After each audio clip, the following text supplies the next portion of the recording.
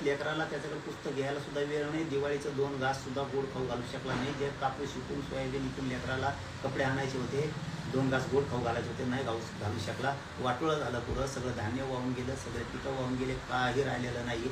शेतात होते ते सडून गेले, पण सरकारला याचं देणं घेणं नाही. म्हणून मी रात्री शेतकऱ्यांच्या ज्या वेदना आहेत ना, हे ABP माझा मी पहिल्यांदा सांगतो. तुम्ही रात्री अंदाजे 8-8:30च्या दरम्यान मंत्री महोदय बावनकुळे साहेबाला फोन लावला होता, महसूल मंत्री साहेबांना. त्याच्यानंतर मी भरणे मामाला फोन लावला होता, कृषी मंत्री महोदयांना, की बाबा आता तुम्ही कर्जमाफी तर करणारच, याच्यात तर काय दुमत नाही. आणि हा हे एक सांगत राहिले की मुख्यमंत्री साहेबाच्या OEDला पण लावला होता मी रात्री फोन, की एक काम करा, तुम्ही 30 तारीख दिली जूनची ते कर्जमाफीच्या बद्दलची, त्याच्यामध्ये काय करा तुम्ही, किमान आता इतके दिवस कसं जगायचं त्या शेतकऱ्यांनी, किमान अलीकडे तरी मार्चपर्यंत घ्या ना, 28 मार्च असे अलीकडे घ्या, ते तरी प्रयत्न करा.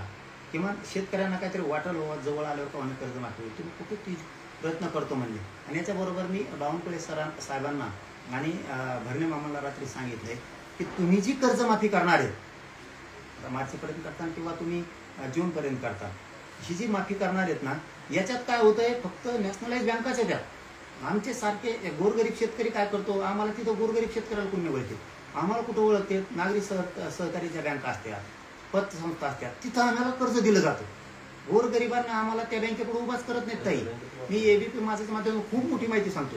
मग भरणे मामांनी आणि बावनकुळे साहेबांनी रात्री सांगितलंय की पाटील तुम्ही म्हणतात हे पण बरोबरच आहे, तुम्ही काय करा, आम्हाला एक पत्र पाठवा, आम्ही काय करतो त्या पत्राच्या आधारे त्या सुद्धा बँका घेण्याचा प्रयत्न करतो. जरी 10-20 हजार कोटी रुपये आणखी वाढले तरी हरकत नाही, परंतु आम्ही ते करतो. आता करतात का नाहीत माहीत नाही, आज आम्ही पत्र पाठवले त्यांना, कॅबिनेटमध्ये घ्यायचे सांगितले, आता घेतले का नाही माहीत नाही. आमच्या अंतर्वाली थोडंसं दुःखद एक घटना झाली, निधन झालं म्हणून आम्ही फोन नाही केला, नसता कॅबिनेटमध्ये हा विषय घेतला की भरणे आम्हाला विचारला असतो.